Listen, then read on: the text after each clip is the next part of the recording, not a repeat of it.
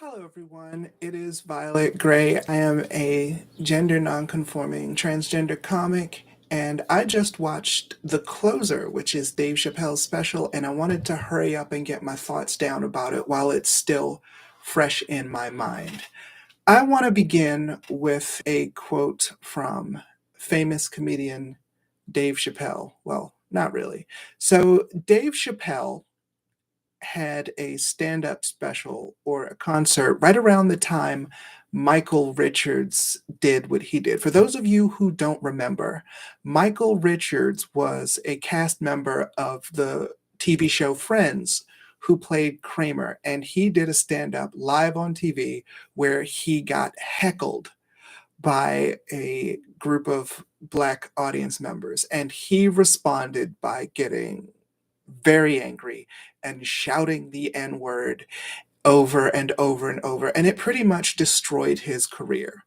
Now, Dave Chappelle has a stand up set on YouTube somewhere where he talks about watching that and his conflict, both as a man of color and as a comedian. I believe what he said was he thought he was more of a comic than he was Black because when he saw it, he was like, Kramer, you MFer.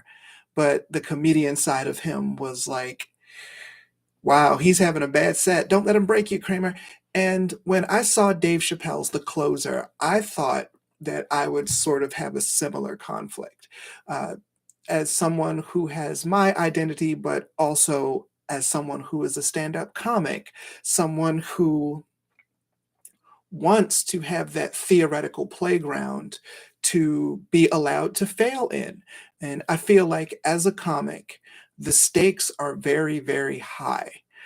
If you are a classical musician and you make a composition and people don't like it, that's one thing, but you won't have people, Beethoven is not going to have people protesting because of his use of the oboe. And I sometimes do wish comedians a had room to fail because oftentimes it feels like we don't. So I expected to go into Dave Chappelle's special with this sort of uh, dual loyalty almost, but not really. I will begin by saying that some of Dave Chappelle's stuff, just like last time, was very funny. I thought it was very witty. But um, at the same time,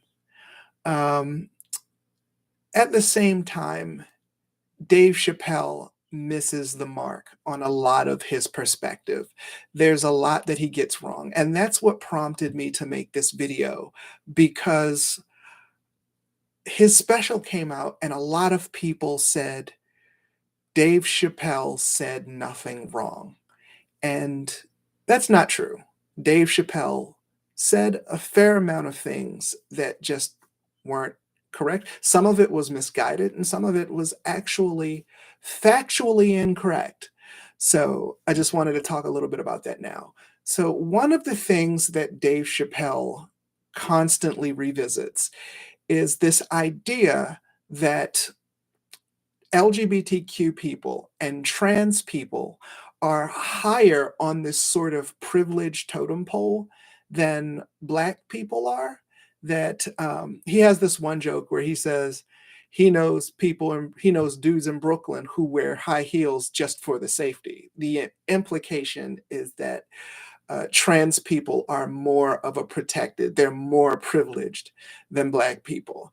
And this misses the mark by a fair amount because it fails to take into account that sometimes the Black person and the trans person are the same person and that privileges aren't hierarchical. They exist, privileges and disadvantages exist simultaneously, they coexist. It all happens at once. Um, because uh, he constantly revisits this, where he seems to say, look at how they are treating those trans people in comparison to us Black people. Look at how well they're treating the trans people. Meanwhile, while he's saying that, there are Black trans people who are being kicked out of their homes and being beaten up or worse in their own neighborhoods, and their reality isn't exactly his reality as a Black man. And they're still getting uh, turned down for job interviews and such because of the color of their skin.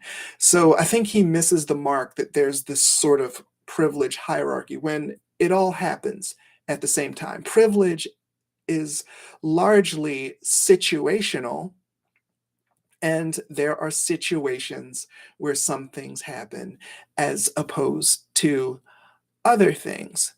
Um, there are other things that he gets wrong that are factually incorrect. When he talks about J.K. Rowling and he talks about how J.K. Rowling just made this tweet and then everybody turned against her. They went after poor J.K. Rowling just because she made one tweet, and that's not true. I think, if anything, J.K. Rowling, people loved her so much that they were willing to give her the benefit of the doubt. Like when she retweeted a known turf, people reached out to her the first time and said, hey, these are the implications of what you did because this person that you retweeted, this is the sort of thing that she's done. And she was like a very well known turf activist. But she frankly squandered a lot of goodwill. So it wasn't this you disagreed with us once and now it's all over sort of thing. It was this she made these repeated offenses, and then it became clear that there was just this point of no return for her. She's Slytherin now. I'm sorry. But another thing that Dave Chappelle got wrong is, or rather, something that he's underinformed about, is this idea that people are denying that sex is real. Oh, stupid phone. He hammers this over and over. He says, sex is real, and you can't expect me to pretend that sex isn't real. But no one is saying that sex isn't real. What they're saying is that it has very little to do with my lived experiences. Um, I think he is conflating sex with gender, which is our more about our expression in the world around us. Human beings are social creatures by nature, and gender is more about how we relate into the world around us. But sex doesn't really factor into our lived experiences that much. Sex isn't a dress or makeup. Sex is more like my XY chromosomes. But I don't use my XY chromosomes in my daily life. Uh, I don't open doors or open jars or go on job interviews with my chromosomes. I do them with my persona, my appearance, how I project myself to the world. And all we're asking is that you respect us. Um, what really made my heart sink a little bit about this latest special is him saying that he's on Team Turf.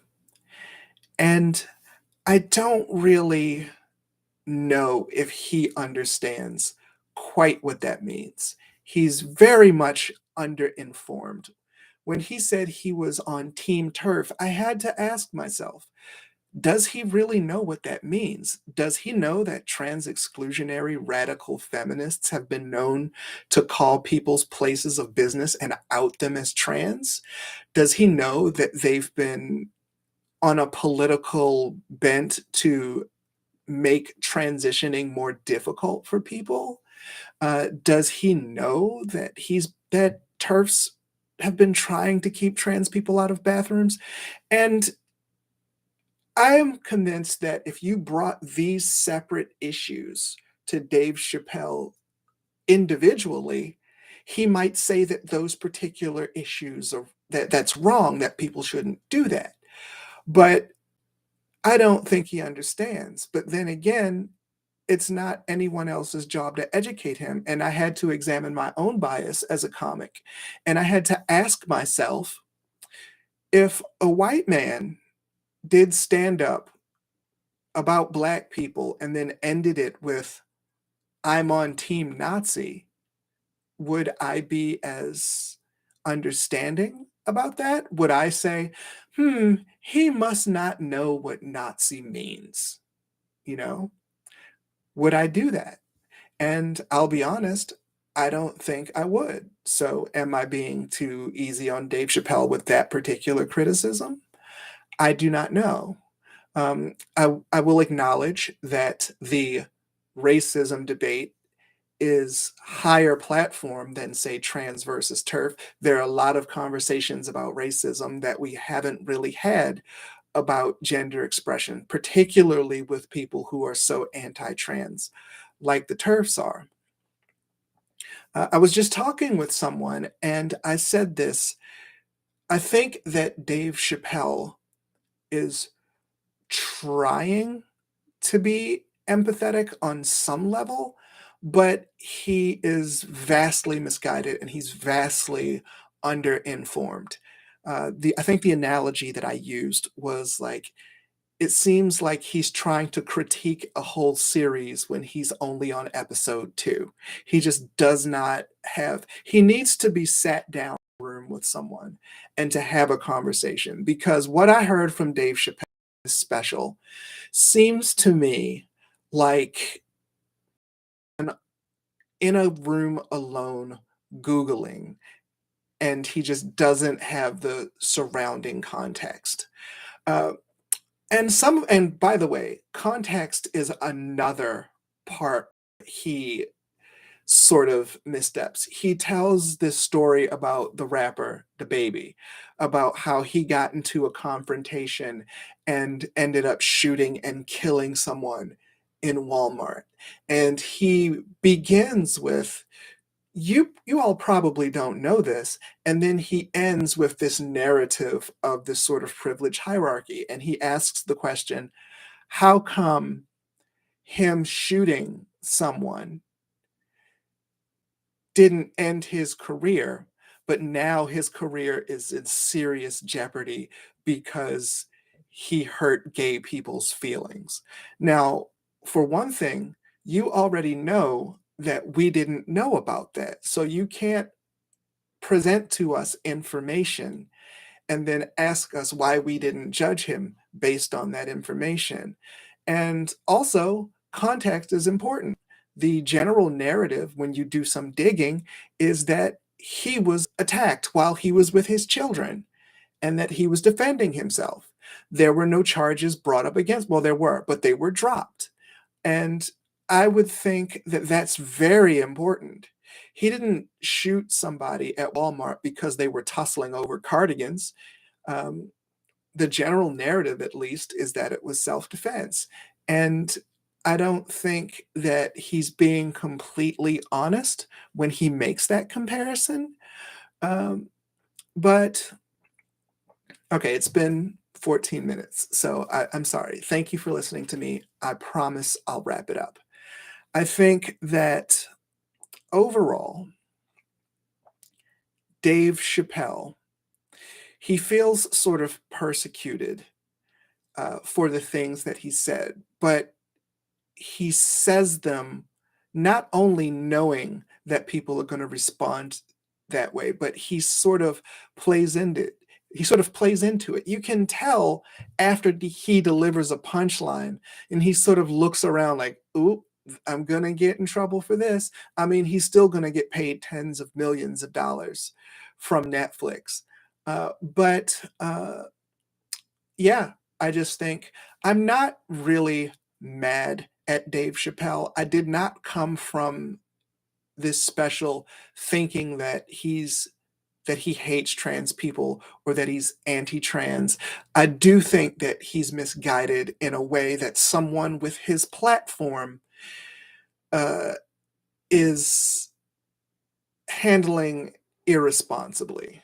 I think that someone with his fame and someone that so many people listen to, when they get on stage and they present a perspective that is potentially harmful and that is misinformed, um, I think I think he needs to be called on that.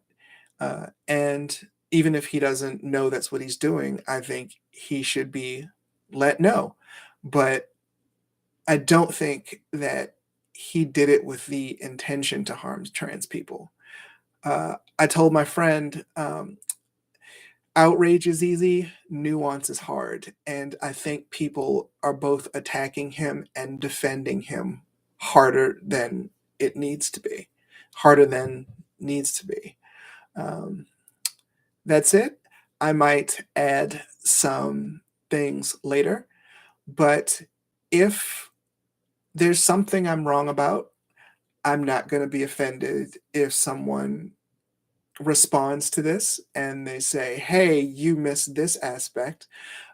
But for me personally, and I can't speak for all non-cis people, but for me personally, um, saying "f him," "down with him," especially if you've never watched the show, um, it's too easy for me, and I personally need to unpack these things, and I need to go over the arguments, because if you just say "F Dave Chappelle" and you don't explain why what he's doing is wrong, then the people who are actually thinking about these things, for whom Dave Chappelle is the only input, they they just keep going. The Dave Chappelle did nothing wrong people, they just keep going thinking that because all you said was F him and you didn't present an opposing viewpoint.